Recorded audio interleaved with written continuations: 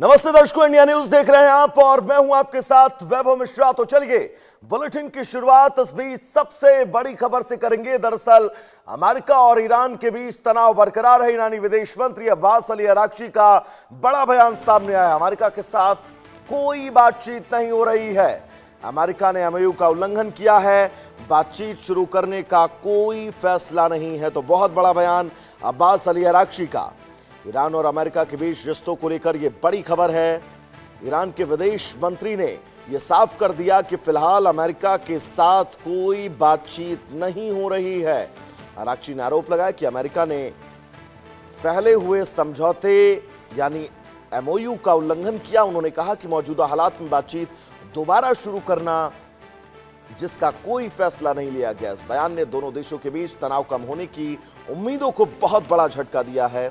और अगर आप ये सोच रहे थे कि इन स्थितियों के बीच बहुत जल्द हालात सामान्य हो सकते हैं, तो फिलहाल आपको थोड़ा सा रुकना होगा, क्योंकि अब्बास अली अराक्ची ने बिल्कुल साफ तौर पर कह दिया है कि इन तमाम प्रकरण के बीच कोई बातचीत अमेरिका से नहीं हो रही है युद्ध रोकने की।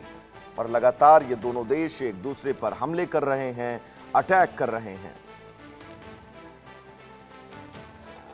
तो बातचीत शुरू करने का कोई फैसला नहीं है, अराक्ची का ये बिल्कुल साफ तौर पर कहना। यानी कि आप समझिए कि इन हालातों के बीच अब स्थितियां कैसी हैं। हमारे साथ ग्रुप कैप्टन यूके देवनाथ जी जुड़े हुए हैं, डिफेंस एक्सपर्ट हैं। देवनाथ साहब, बहुत स्वागत है आपका इंडिया न्यूज पर। यह बहुत महत्वपूर्ण सर है कि अब्बास अराक्ची का यह कहना कि कोई बातचीत नहीं हो रही है। अगर विश्व इंतजार कर रहा है कि शायद अंदर खाने कोई डिप्लोमेटिक बातचीत हो रही हो, तो सब कुछ ठंडे बस्ते में है। ये मानकर चला जाए युद्ध लंबा चलेगा। देवनाथ साहब। हाँ वैभव, जब आरगची इस तरह के बयान देते हैं तो इसका मतलब यह है कि ईरान बातचीत करने के लिए हड़बड़ी में नहीं है, जैसे कि डोनाल्ड ट्रंप बार बार दावा करते हैं। आखिर ईरान बातचीत तो करेगा। हाँ, एक ईरान से ऐसे भी इनपुट आ रहे हैं कि ईरान की जो सरकार है वो अब कहने लगी है कि डोनाल्ड ट्रंप से ही नहीं बात करेंगे। तो अगर डोनाल्ड ट्रंप से बात नहीं करनी तो डोनाल्ड ट्रंप तो 2028 के सितंबर तक प्रेसिडेंट हैं और 2 साल तक वो राष्ट्रपति हैं अमेरिका के। तो ऐसी हालत में अगर ईरान कहता है कि वो डोनाल्ड ट्रंप से ही बात नहीं करेंगे, तो उसका मतलब एक ही है कि अगले 2 साल तक ईरान अमेरिका से बात नहीं करेगा। वैभव, इसका एक मतलब ये भी हो सकता है कि अब ईरान को ये यकीन हो गया है कि स्टेट ऑफ हॉर्मुज पर वो मिलिट्री तौर पर अपना कंट्रोल बनाए रखने में कामयाब हो रहा है। यानी अमेरिका से बातचीत किए बगैर भी ईरान स्टेट ऑफ हॉर्मुज पे अपनी जो पोलिसिंग एक्टिविटीज है उसको एनफोर्स कर पा रहा है।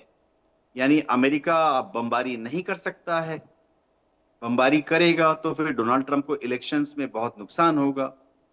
तो ये सब आकलन करके ही शायद आरागची ने इस तरह का एक बयान दिया है। जी। और ये बहुत महत्वपूर्ण है देवनाथ साहब, क्योंकि एक वक्त ऐसा लग रहा था कि इस युद्ध में अब बातचीत के जरिए स्थितियां सुलझ सकती हैं।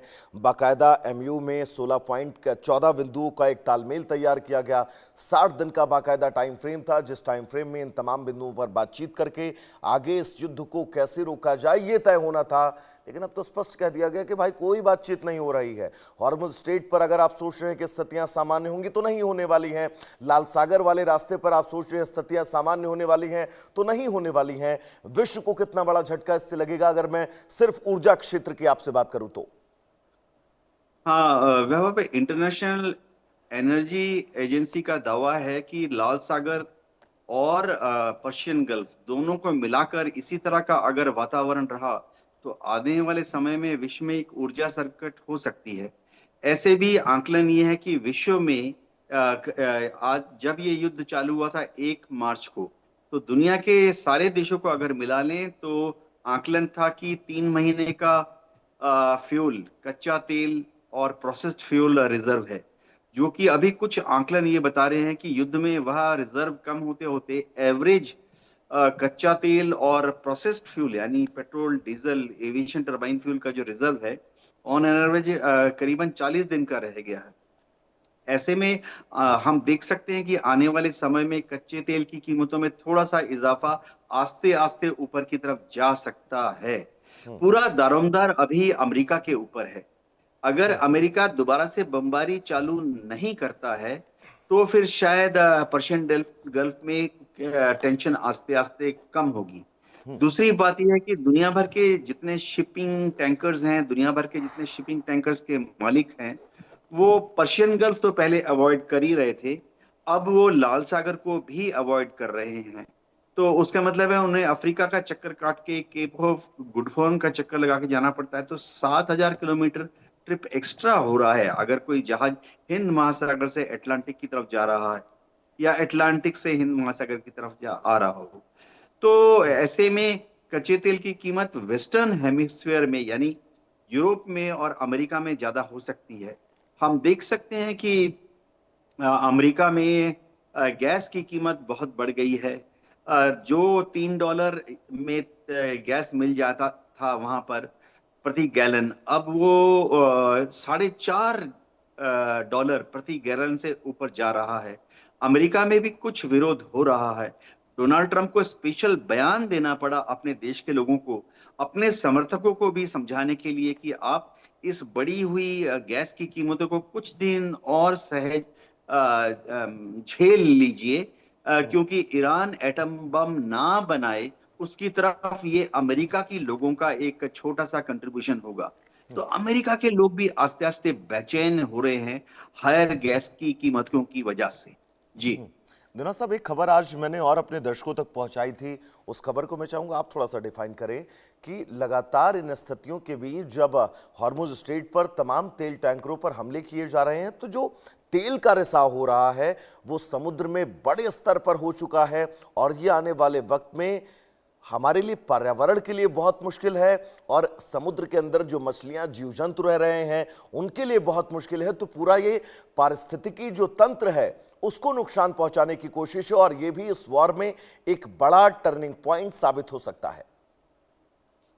हाँ वैभव, जो अंतर्राष्ट्रीय एनवायरमेंटल साइंटिस्ट हैं, समुद्री साइंटिस्ट हैं, मेरीन बायोलॉजिस्ट हैं, उन्होंने काफी चिंता जताई है कि पर्शियन गल्फ में एटलीस्ट डॉक्यूमेंटेड 3 टैंकर हैं।